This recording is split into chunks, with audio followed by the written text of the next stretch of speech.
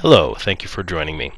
Full disclosure, Dead Rising is my favorite game of all time, inasmuch as it's possible to choose only one. In this video I argue that it's a perfect game, but that doesn't mean it's for everyone. It merely means that every individual element of it works for me, and fits precisely within the framework that the game sets for itself. So let's talk about that. For starters, this game is dark.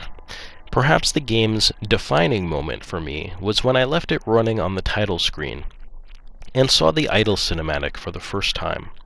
I was thrown completely for a loop, as I'd been playing the game for quite a while and had yet to see this footage at all.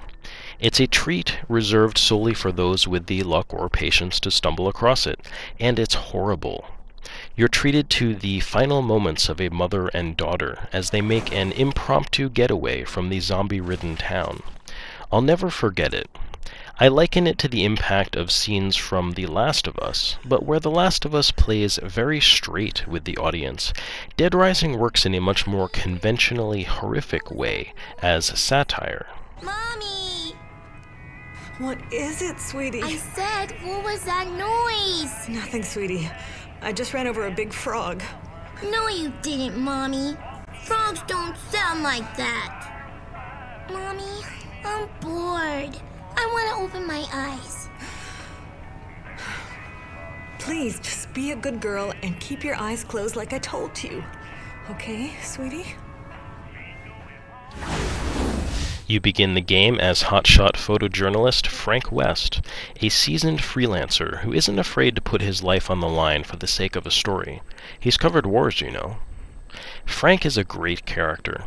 Unlike the cliched everyman caught up in forces beyond his control, Frank is in his heroic situation by choice. He didn't create this mess, nor is he here to solve it. He simply wants to make a name for himself by exploiting whatever tragedy is unfolding. If it bleeds, it leads, and it's from this jaded viewpoint that the player begins the game.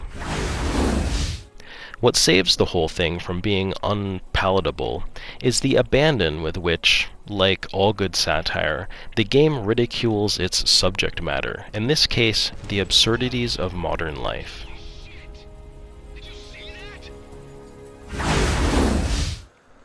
We don't begrudge Frank for trying to get ahead in a tough business, and he's a likable character. He's cocky, confident, and willing to lend a hand, when he's not too busy documenting someone's gruesome demise, that is. Taking more than a little inspiration from Dawn of the Dead, we begin the game proper on the roof of a mall, with a promise that we'll be picked up by helicopter in 3 days. We must now survive the duration, all the while uncovering the secrets as to what's truly going on in this unfortunate town. This sets up another aspect of the game, its simulation elements. Dead Rising plays out over a set period of time, with a relatively long day-night cycle.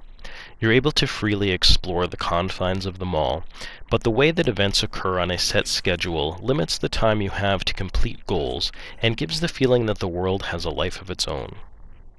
It doesn't take long before you meet Brad and Jesse, two DHS agents trying to track down those responsible for the zombie outbreak in the first place.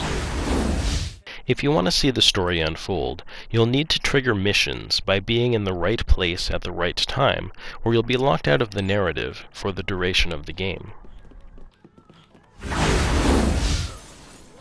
That may sound like a steep penalty, but the game rewards starting over by including a robust RPG-like progression that persists over replays.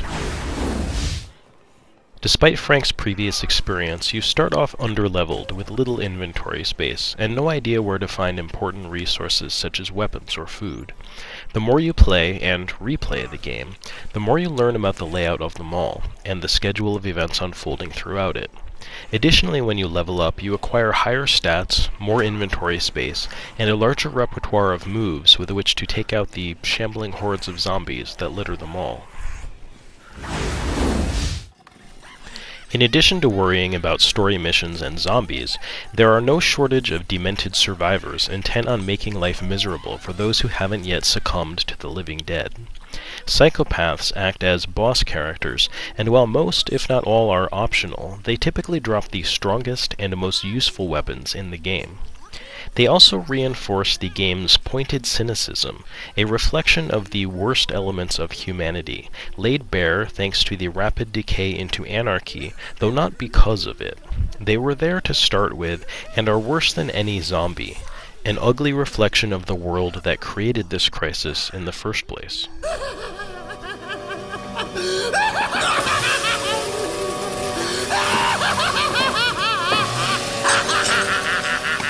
That's why I decided to give all the happy people a lift on this fun ride! Along with Brad and Jesse, you establish a safe room with the help of mall janitor Otis. Otis keeps in contact with you via radio and advises you of other survivors he locates in the mall, thanks to the security room's cameras. Some survivors are not out to kill you, but are simply trying to keep from being eaten alive.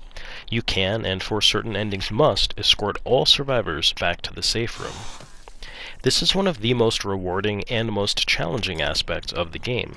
Essentially a string of dozens of escort missions, you'll find that your ever-increasing knowledge of the mall, storage capacity, and moveset makes saving survivors easier and easier as the game goes on.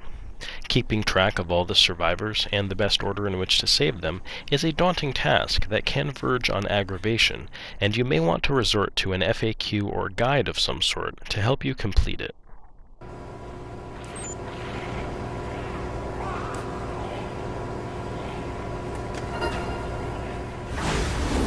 Moment to moment, you must balance your need to reach locations at certain times while avoiding or dispatching the undead throngs that roam the mall's deadly corridors. You're able to pick and choose from a number of traditional weapons, such as guns and knives, to more unconventional choices such as stuffed animals, soda cans, park benches, and almost anything you can get your hands on. Additionally, you'll pick up food throughout the mall that will instantly restore a portion of your health when used. Your inventory space is limited and shared by all your held items. That includes books you find within the mall that provide special bonuses to you, such as increased weapon durability or additional prestige points, which you may want to wait until your inventory is more spacious to start carrying.